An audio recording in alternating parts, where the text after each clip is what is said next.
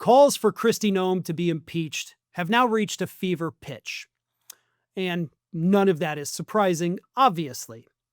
But what is surprising is that you're starting to get Republicans joining in, Republican lawmakers saying that there has to be a change at the top of the Department of Homeland Security. And that, of course, is what's pretty shocking. She's lost her own party at this point. It's obvious she's lost the support of Donald Trump. She just keeps creating problems for him. But this is who she is. Her time as governor of South Dakota was riddled with scandal. She was not competent. She screwed up left and right. She was under investigation, and then she tried to kill the investigation.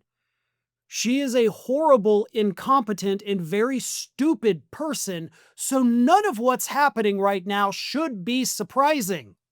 She shouldn't have been confirmed in the first place. She has no business holding that job. And it's even funnier considering the fact that she actually wanted to leave there before all the ICE killings began, so that she could start campaigning to run for president in 2028. Her career is dead.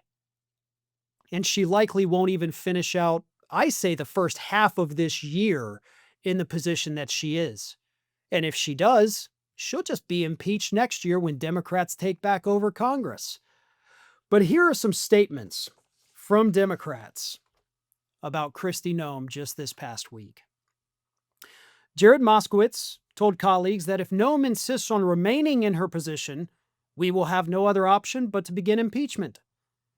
Benny Thompson, the Homeland Security Committee ranking member for the Democrats, who was once reticent about impeachment, similarly called for Noem to be impeached on the call with Axios, same one that Moskowitz was on.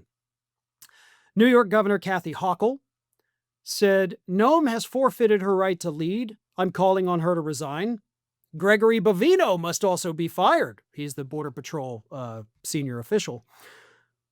And he's the one, of course, who defended the officers who executed Alex Preddy in broad daylight after disarming him and had him pinned to the sidewalk.